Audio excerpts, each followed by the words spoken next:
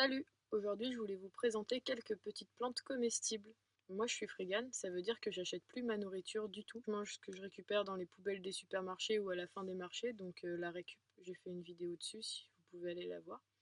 Et je mange aussi de plus en plus des plantes sauvages parce que c'est meilleur pour ma santé et parce que je trouve ça très intéressant de savoir tout ça. Et aujourd'hui, c'est de ça que je vais vous parler.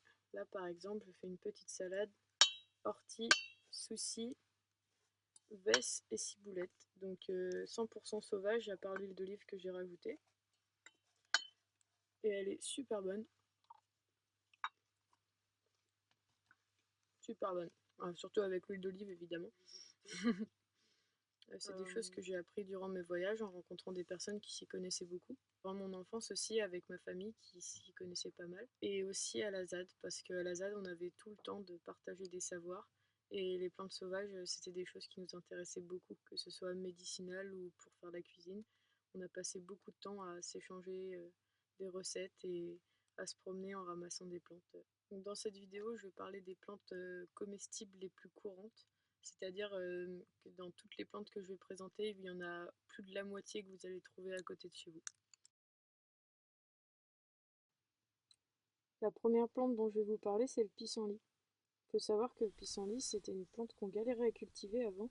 Et puis finalement, elle a réussi à envahir la nature. Du coup, on la trouve à peu près partout. Moi, j'aime pas trop. Je trouve que les feuilles, c'est un peu trop amer. Par contre, j'aime bien prendre les fleurs parce que ça met un peu de couleur dans mes salades. À ce qui paraît, les infusions de racines de pissenlit sont plus efficaces que les chimiothérapies pour traiter les cancers.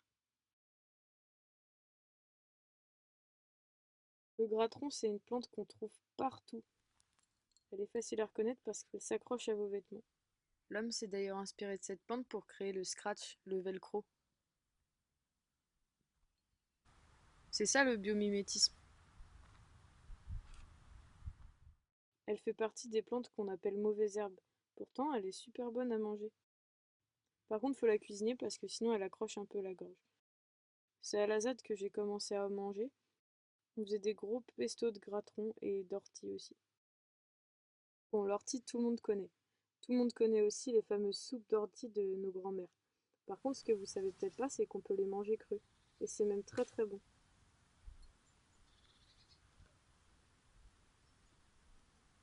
Moi, quand je mange des orties, en fait, j'ai l'impression que j'ai bu 5 cafés, mais sans avoir les palpitations qui vont avec. C'est vraiment très tonifiant. Et c'est l'idéal si vous allez faire la fête le soir, vous mangez une bonne salade d'ortie crue. Et c'est super bon. Alors si vous les mangez crus directement, ça peut vous piquer la bouche. Donc moi, ce que je vous conseille de faire, c'est les passer sous l'eau froide et d'attendre à peu près une demi-heure. Et normalement, ça pique plus. Si ça pique, c'est pas très grave, ça fait un peu comme un piment, la douleur elle s'en va assez vite. Pour les cueillir, vous n'avez pas forcément besoin de gants, il suffit de les cueillir tout doucement par en dessous. Si vous arrivez et que vous posez votre main dessus, en fait ça va vous piquer parce que les petites épines de l'ortie vont vous rentrer dans la main. Mais si vous les prenez par en dessous, vous avez peu de chances de vous faire piquer. Moi quand je les mange crus, je prends plutôt les têtes des orties et les feuilles les plus tendres tout en haut. Les graines elles sont très bonnes aussi. Donc souvent, moi, ce que je fais, vu que c'est des plantes assez courantes, je fais des gros pestos ortie gratteron avec un peu de ciboulette ou un peu d'ail, ça dépend ce que je trouve.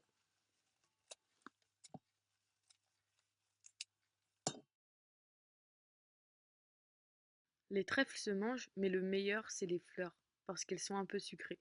Et c'est super bon dans les salades. Quand vous vous promenez, vous avez sûrement déjà vu des murs recouverts de glycine. C'est une plante qui pousse sur les murs des maisons. En mai, elle fait des fleurs violettes qui sentent très bon. Et ben ces fleurs sont comestibles. On peut en faire des beignets ou les manger comme ça, ou dans des salades. Elles sont super sucrées et super parfumées. Le robinier, appelé aussi faux acacia, fait le même genre de fleurs. Et comme la glycine, on peut les manger en beignet. Des petites fraises des bois, toutes petites, à faire en confiture, parce qu'elles sont un peu basses. Il y a des animaux qui auraient pu uriner dessus. Du coup, je préfère les manger en confiture. Mais c'est très bon. Et il y en a partout. Pour donner un peu plus de goût à la confiture, on peut mettre de la petite oseille. Ça a un goût citron vert. Par contre, il faut pas en mettre beaucoup parce que ça contient de l'acide oxalique, ce qui est pas très bon pour la santé. Mais en petite quantité, il n'y a pas de problème.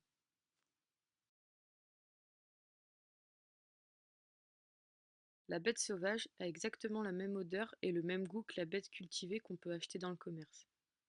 Elle peut se manger crue ou cuite, comme les épinards. Ne la cueillez pas en entier. Prélevez juste quelques feuilles, comme ça vous ne la tuez pas, ça lui permet de monter en graines et de se reproduire.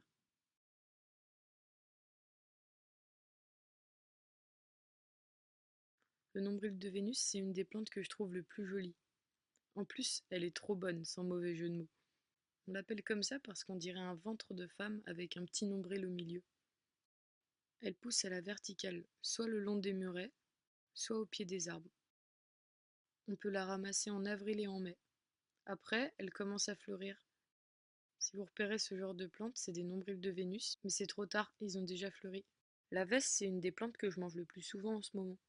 Elle est facile à reconnaître parce qu'elle a des petits tortillons pour s'accrocher aux branches au-dessus d'elle et lui permettre de s'élever vers le soleil et la lumière.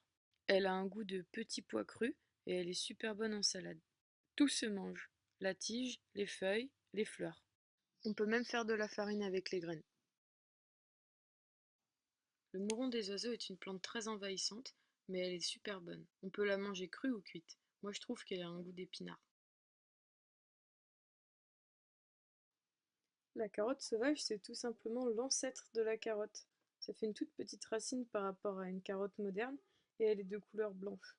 Par contre, elle a exactement la même odeur. Une confusion est possible entre la carotte sauvage et la ciguë qui est toxique. La tige de la carotte est recouverte de petits poils blancs, alors que la ciguë n'en a pas. Les feuilles de la ciguë sont moins découpées que la carotte sauvage. De toute façon, vous pouvez pas vous tromper, parce que la carotte sauvage sent vraiment la carotte, alors que la ciguë pas du tout. La carotte sauvage a un très très bon goût, mais elle est un peu fibreuse. Les fans, elles sont comestibles aussi. Par contre, faut les cuisiner parce que comme le gratteron, elles vont accrocher un peu la gorge. Là, par exemple, je fais des beignets avec les fans de carottes. La ciboulette, c'est la toute première plante que j'ai appris à reconnaître. Je devais avoir 3-4 ans. Mon grand-père me demandait d'aller en chercher dans le jardin pour en mettre dans ses sauces tomates. C'est un jeu d'enfant de la reconnaître, car elles sont très très fort l'ail. Dans le même style, il y a l'ail des ours. J'en ai ramassé beaucoup quand j'étais dans le Finistère. C'est idéal pour faire un pesto. Faut pas le confondre avec le muguet qui est toxique et qui a à peu près les mêmes feuilles. Mais ça n'a pas du tout la même odeur. L'ail des ours, comme son nom l'indique, ça sent l'ail. Et vous pouvez retenir que tout ce qui sent l'ail dans la nature, c'est comestible.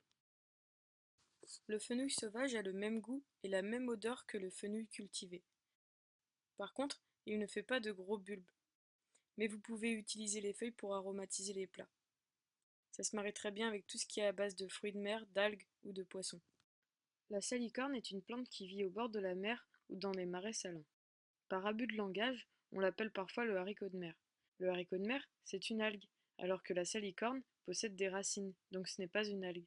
C'est une plante très très salée. On peut la manger crue, on peut aussi la conserver en bocal avec du vinaigre, comme les cornichons. D'ailleurs, ça se vend dans le commerce, et ça peut atteindre des prix de malade du style 15-20 € le kilo. Alors que c'est gratuit, ça pousse partout au bord de la mer. On peut aussi directement la faire frire, et ça fait vraiment un goût frite, ou la faire blanchir, puis la cuire comme des haricots verts, afin qu'elle soit un peu moins salée. La première fois que j'ai trouvé de la roquette, c'était grâce à son odeur. J'en ai ramené pour refaire goûter à mon cousin et ses potes, et l'un d'entre eux m'a dit: Mais c'est la salade la plus chère du Subway!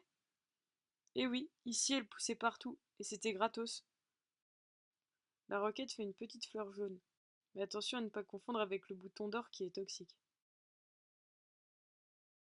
La moutarde et le colza sauvage font elles aussi des fleurs jaunes.